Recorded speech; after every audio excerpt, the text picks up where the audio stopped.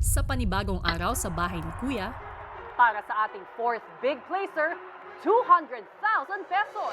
Para sa ating third big placer, 300,000 pesos.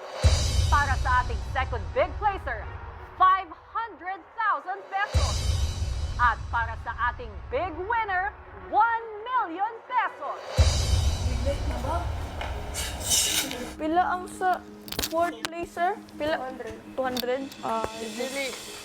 Hala? Ay, hala. Mga damit. Mga damit natin. Big Four, agad kayong magpalit ng lapel batteries na andito, mag-shower at mag-CR agad-agad at magkatapos kunin ang mga bulaklak na nakuha at magmadaling pumasok sa confession room. Sa puntong ito, bawal lumabas sa garden area. Pili ko big night na. O ika, Malay mo, bakit? I was thinking, what are we gonna fight for? Oo, ano bang paglalabanan natin? ang big win.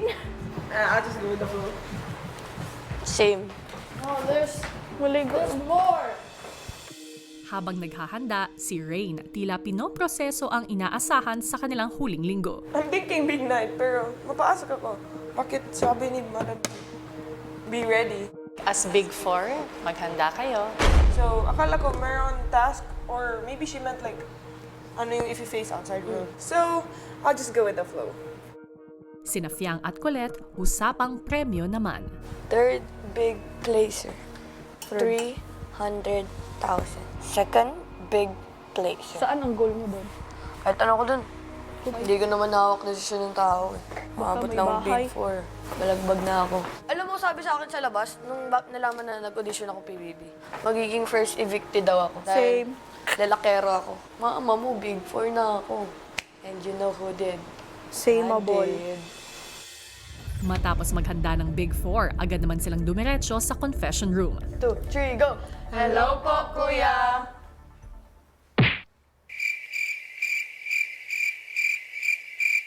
Pero kahit batiin nila si Kuya, tila hindi ito sumasagot. Ano Dude, dyan? Big Four, mula sa araw na ito, maghihiwalay na kayo. Ang bawat isa ay mananatili sa loob ng isang kwarto at doon na maninirahan. Ang pinakamaasahan ay sa girls' bedroom. Ang pinakamadiskarte ay sa boys' bedroom. Ang pinakamatalino ay sa task room. At ang pinakamaalaga ay sa living room. Kunin ang inyong maleta at isa-isa ko kayong papapuntahin sa inyong kwarto at bawal na kayo magkita-kita. Good luck, Big Brother. Matapos magpaalam, naunang lumabas ang pinakamatalino na si Rain. Sumunod naman ang piniling pinakamadiskarte na si Kai. How nice. Dito na ako maninirahan. Sunod ang piniling pinakamaalaga na si Colette.